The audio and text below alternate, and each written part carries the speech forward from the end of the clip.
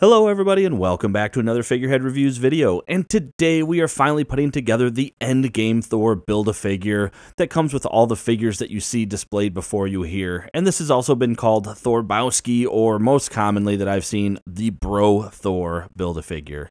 In order to build the Bro Thor, you're going to need all the figures that stand before you, starting first with the Iron Patriot, who comes with both heads, Captain America that comes with an arm and Stormbreaker, Heimdall with a leg, Iron Man with the torso, Valkyrie with the other leg, and then Vision with the other arm and alternate hand. But enough about that, let's go ahead and get this put together and take a look at Thor. And here is Thor fully assembled, and this is one of those characters that we all wanted just because of the goofiness and the fact that it is so uncharacteristic of Thor to be like this.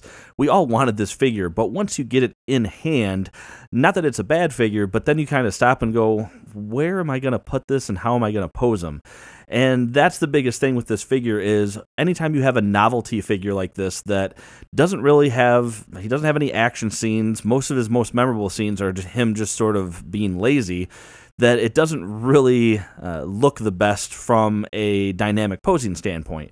So for the most part, Thor is going to be standing pretty much a lot of vanilla poses, I think, on a lot of shelves.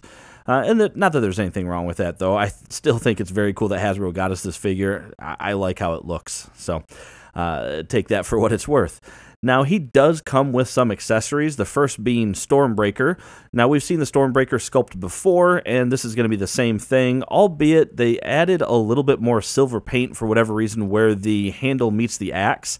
My guess is maybe they were trying to paint in between to make it look more like the handle is wrapped around the axe, but I feel like they could have just left it. That's just me. And then we do get an alternate hand, which does have the part for the time heist so that he can go back in time and come back. I think the most appropriate accessory would have been a can of beer, but I can understand why Hasbro didn't give us that.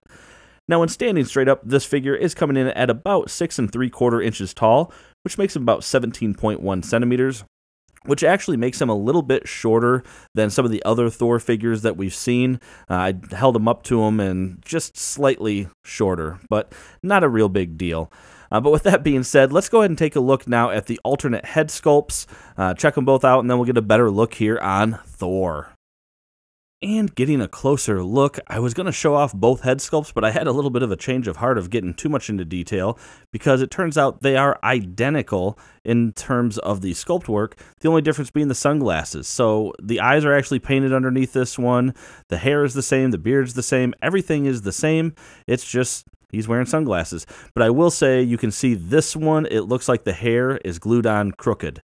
This side is too far back, whereas this one it's more centered. So I'll probably end up doing the sunglasses head sculpt versus this one simply because that is driving me nuts. Or I might even just see about taking the sunglasses off. But otherwise, looking at the hair, we get some good details, and it looks like pretty dirty, shaggy hair.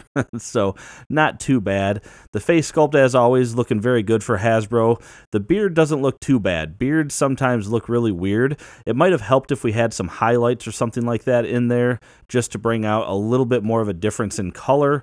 But all in all, I'm pretty pleased with the head sculpts. Not too shabby.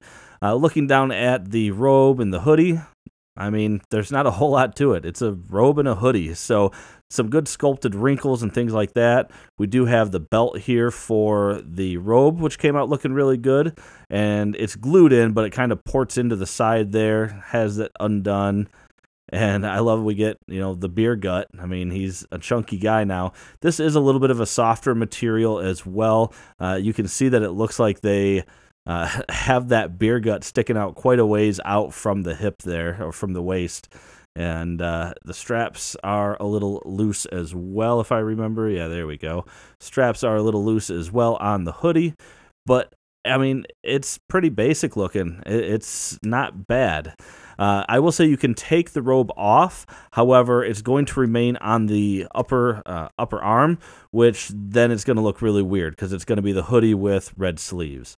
There's that time heist hand again, and then the regular hand just has the gloves on it, which little Easter egg for you, or I guess it's not an Easter egg, behind the scenes. The reason they had him wear these gloves is he appeared shirtless so many times they needed to cover the seam of the fat suit that he was wearing in some way. So he wore gloves even when he is shirtless, so that you can't tell where the seam of the fat suit is.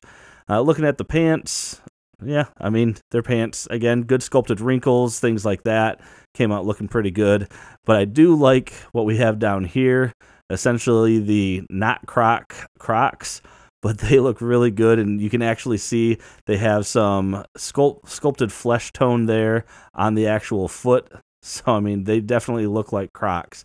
I think that is really cool of Hasbro to do that. Looking at the articulation, of course, you have a head that can go all the way around, and he can look down, yeah, right about there. And then he can look up. Oh, never mind. I was pulling it out. I was going to say he can look up really far. Still can look up pretty decently far, but you can see that head popped out pretty easy. His arms can go up, yep, right about there. That's going to be it. Full rotation.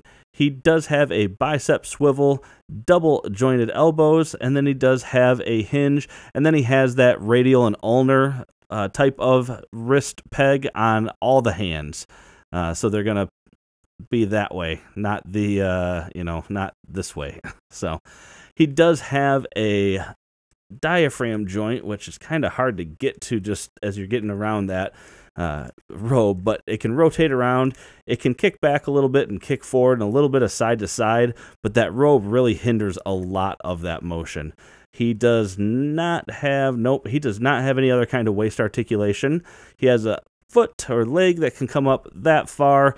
Really can't go back hardly at all, and you can see the robe is actually molded to fit the legs back there.